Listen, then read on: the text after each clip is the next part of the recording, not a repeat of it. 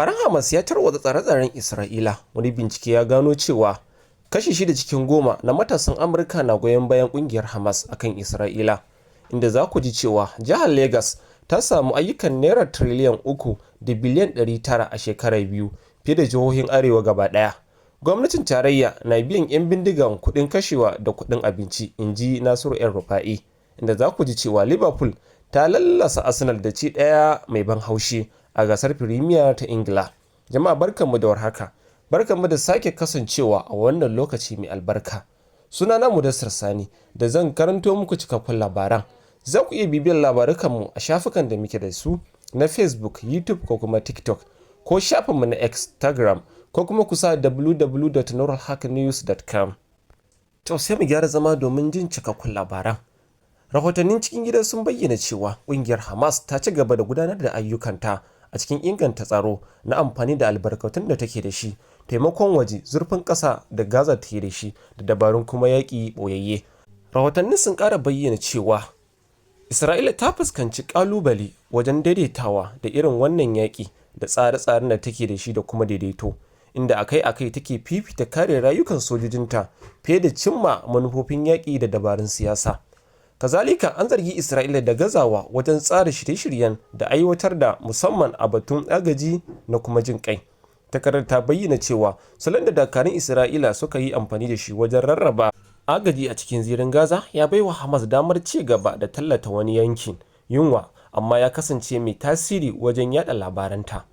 Yankin Amurka kuwa, wata ƙuri'ar jin ra'ayi da aka yi ta intanet ya gano cewa kashi 60 cikin 100 na matasan da ke Amurka suna goyon bayan ƙungiyar gwagwarmaya ta Falastinawa, Hamas kenan, fiye da Isra'ila a yakin da ake yi a cikin zirin Gaza. A cikin jerin tambayoyin da ake yi, an yi tambaya masu amsa ta intanet. A rikicin Isra'ila da Hamas, wa kuka fi goyon baya, Isra'ila ko kuma Hamas? A cewar binciken da aka fitar a wannan mako, kashi 60 cikin 100 a matasan shekaru tsakanin 18 zuwa 24 suna nuna goyon bayansu ga Hamas fiye da Isra'ila. Daga cikin rukunin da suka fi nuna goyon bayansu wa Isra'ila, akwai masu shekaru daga 25 zuwa 34, kashi 65 cikin 100, sai masu shekaru 35 zuwa 44 da kashi 70 cikin 100. Akwai kuma masu shekaru 45 zuwa 54 da kashi 74 cikin 100, sai masu shekaru 55 zuwa 64 da kashi 84 cikin 100, da kuma masu shekaru 65 sama da kashi 99 cikin 100. Kazalika, bincike ya gano cewar masu kada ƙuri'u sun kasu gida biyu. Shin ko Isra'ila tana aikata kisan ƙare dangi a Gaza, inda aka samu kunnen doki? Idan muka gangaro ƙasa Najeriya, za mu ji cewa jaridar Daily Trust ta bayyana cewa jihar Legas na amfani da amincewar kwamitin zartarwa na tarayya, wanda ake ci da shi FEC, wajen aiwatar da manyan ayyuka da kundinsu ya kai naira tiriliyan 3.9 a cikin shekaru biyu na mulkin shugaba Bola Ahmed Tinubu. Wannan adadi ya fi jimillar ayyukan da aka amince da su a jihohin Arewa maso gabas, Arewa maso yamma da kuma Kudu maso gabas, waɗanda gaba ɗaya kuɗinsu bai wuce naira tiriliyan 3.56 ba.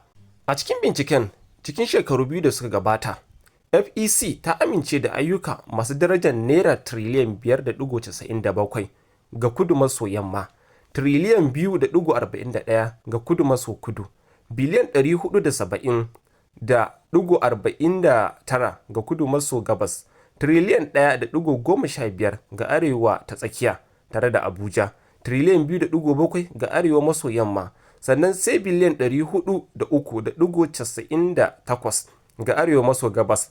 Daga ciki kuma, kusan tiriliyan 2.7 an ware su ne don manyan hanyoyin mota da ke ketare jihohi daban-daban. Ɗaya daga cikin manyan ayyuka a Lagos shine gyara da sabunta taminal ɗin ƙasa da kuma Murtala Muhammad da kuɗinsa ya kai naira biliyan 712. Sai dai gwamnatin Tinubu ta sha fuskantar suka daga ƙungiyoyi irin su ƙungiyar tuntuɓa ta Arewa ACF da ke zargin cewa ana fifita yankin kudu a kan arewa wajen ayyuka da kuma mukamai. Ministan yaɗa labarai Muhammad Idris ya musanta wannan zargin, yana mai cewa rabon ayyuka da gwamnatin Tinubu ta yi ƙarƙashin tsarin Renew Hope Agenda ya kasance adalci da kuma dukkan yankuna 6 da ake da su. ya ce akwai sabbin ayyukan layin dogo a Kano da Kaduna da kuɗinsu ya kai naira biliyan 150 da miliyan 100. Haka kuma an ƙaddamar da manyan hanyoyin Badagari na jihar Sokoto da na gaɓar tekun kudu. Gwamnatin ta ce waɗannan ayyuka za su samar da guraben aiki sama da 250,000 a faɗin ƙasar. Tsohon gwamnan jihar Kaduna kuma tsohon ministan babban birnin tarayya FCT, Malam Nasiru El-Rufai, ya zargi gwamnatin tarayya da biyan kuɗaɗe tare da tura kayan abinci ga 'yan bindiga a ɓoye. Yana mai cewa wannan wani tsari ne da ke ƙarawa masu aikata laifi ƙwarin gwiwa da kuma ci gaba da aikata laifinsu bisa tsari da kuma muradin yadda suke so. A wata hira da aka yi da shi a shirin Sunday Politics na tashar Channel Televisions, El-Rufai ya ce ofishi mai baiwa shugaban ƙasa shawara kan harkokin tsaro wanda ake ce masa ONSA ne ke jagorantar wannan tsarin. Ya kuma ƙara da cewa gwamnatin tarayya tana da tsari na biyan 'yan bindiga kuɗaɗe tana kuma tura musu abinci. Wannan tsari yana ƙarƙashin kulawar ofishin ONSA. Ya kuma jaddada cewa muna da hujjoji akan haka, in ji shi. El-Rufai ya ce mafi kyawun ɗan bindiga shine wanda ake kashewa. Ya kamata mu hallaka su gaba ɗaya kafin mu yi waɗanda kuma suka rage gyara. Tsohon gwamna ya yi gargaɗin cewa matsalar tsaro a arewa ba za ta gushe ba muddin gwamnati ta ci gaba da aiwatar da wannan tsari. Mutane da ke zaune a Katsina, Zamfara, Kaduna sun san gaskiyar wannan lamari. Ba za ta gushe ba muddin ana tafiya da wannan tsarin, in ji Nasiru El-Rufai, tsohon gwamnan jihar Kaduna. Sai mai sauraro, Allah ya kyauta, bari mu leƙa sashen wasanni, inda za mu ji ƙungiyar ƙwallon ƙafa ta Liverpool ta zama ta farko da ta haɗa maki 3 daga wasa 3 a Premier League bayan da ta doke Arsenal 1-1 Anfield a ranar Lahadi. Liverpool ta ci ƙwallo ta hannu Dominic kuma karo na 37 a jere tana zura ƙwallo a raga a babbar gasar ta Mola ta Ingila. Ta taɓa yin irin wannan bajintar amma a wasa 36 tsakanin Maris ɗin shekara ta 2019 zuwa Fabrairu shekara ta 2020. Liverpool ta haɗa maki 9 bayan ta doke Bournemouth da Manchester United da kuma Arsenal. Ita kuwa Arsenal ta fara cin Manchester United ci 1-1 sannan ta caskara Leeds United da ci 5-1. Ita kuwa ƙungiyar ƙwallon ƙafa ta Tottenham Hotspur tana kan gaba wajen zawarcin ɗan wasan bayan Manchester City, Manuel Akanji mai shekaru 30, yayin da take neman doke AC Milan da Crystal Palace, inji jaridar Gazzetta dello Sport. To mai sauraro, duka-duka a nan muka kawo ƙarshen labaran namu na wannan lokaci.